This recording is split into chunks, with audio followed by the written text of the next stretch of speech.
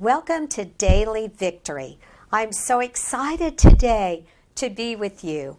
And we have been discussing all month, this month, the month of October, harvest.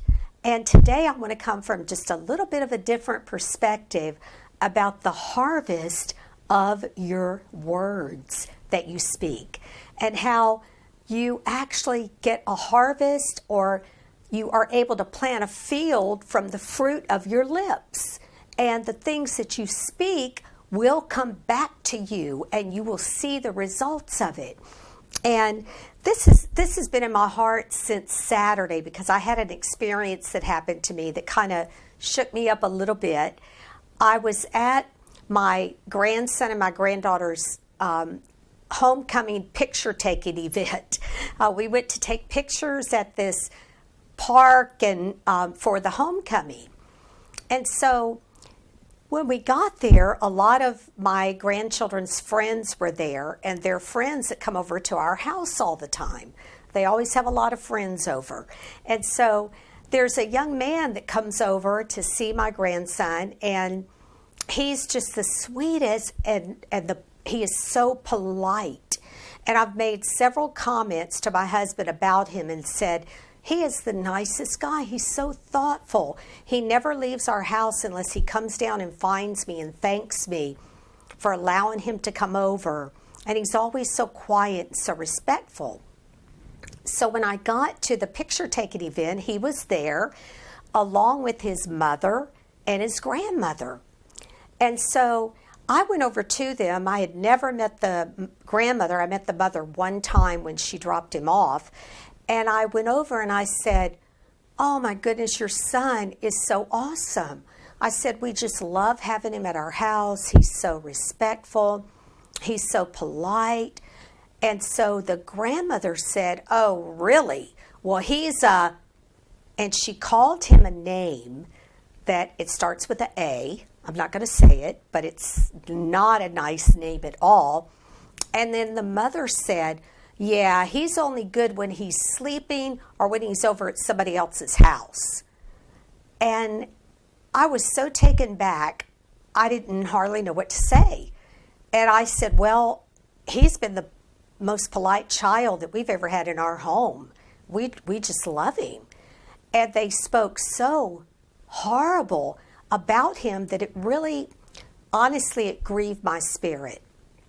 And when I left from there, I was still grieved, and I kept thinking about it and thinking about it and thinking, how could a mother and a grandmother talk about their child like this when obviously something goes right in his life, because I've never seen any of that out of him when he's at our house. And I know kids always act different when they're at a neighbor's house or a friend's house, but to speak that over your child and call your child such a horrible name.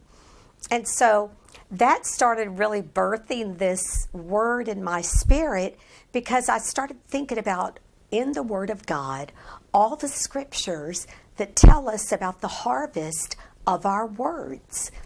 In John 6:63, it says, "It is the Spirit that quickeneth, the flesh profiteth nothing. The words that I speak unto you, they are spirit and they are life." This is what Jesus said, that when he speaks words, they're spirit and they're life, which means you can create life by the words that you speak. The Word of God also says, and this is a very familiar one to most of us, Proverbs 18:21, "Death and life are in the power of the tongue, and those who love it will eat its fruits." So see, there's a harvest, there's fruit in what you speak. Do you realize the power there is in your tongue? Do you realize what you can do with just the words that come out of your mouth? How powerful our words are, and especially words that we speak over others or over a situation in our lives, how powerful those words are. The Word of God says a word fitly spoken is like apples of gold and pitchers of silver. And I know you've experienced it also, that when, say, you go into a room and the atmosphere is very tense and maybe full of strife, and you begin to speak words of encouragement and words that bring life, and the entire atmosphere of that room will begin to shift.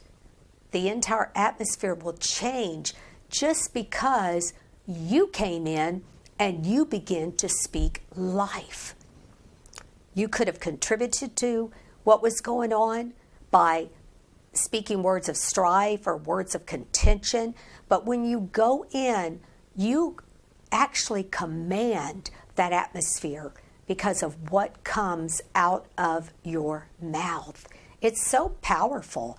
I've watched it happen. I've seen countenances that lifted and attitudes that changed, and a room become full of peace just by the words that I spoke. And I've also seen the atmosphere dampen and things go down that shouldn't have because of maybe something I spoke out of my mouth.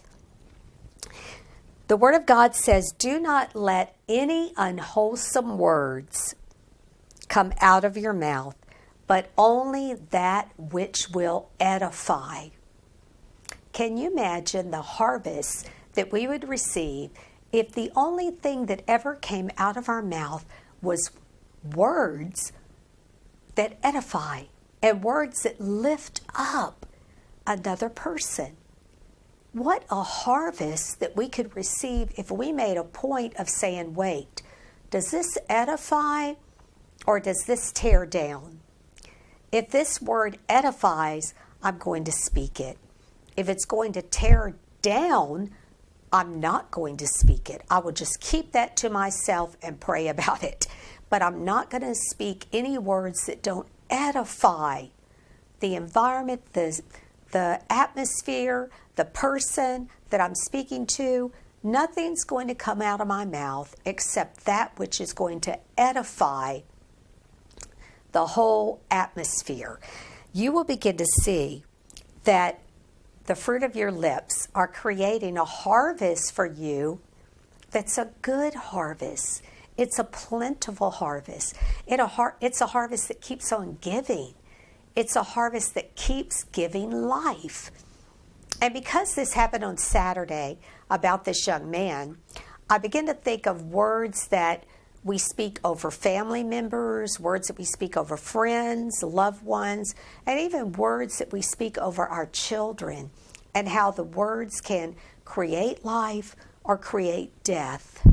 And I thought about words instead of saying, and now these are words that we should not say because they don't edify. If we say, you're a bad child, you're such a bad child, you can even feel in the atmosphere how that settles down in the atmosphere. And can you imagine what it does to the spirit of a child when you speak something like that over them? Or, what is wrong with you? Now, I've said that before, and I've had to correct myself. Why did you do that? What is wrong with you?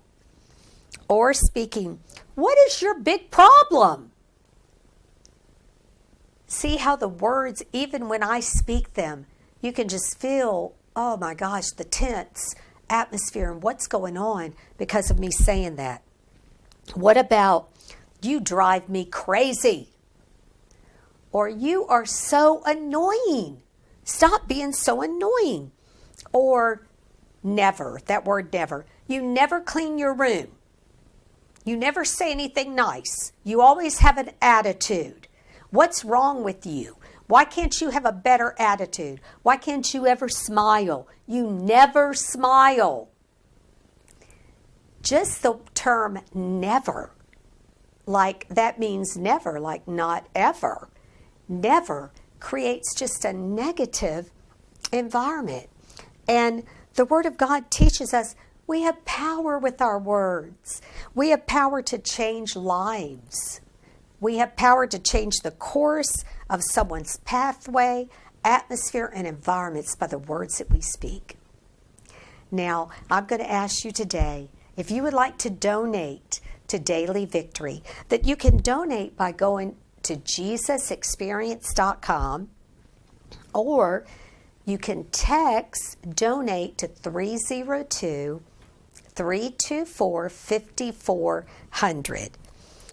Also, right after Daily Victory, we're going on a live call.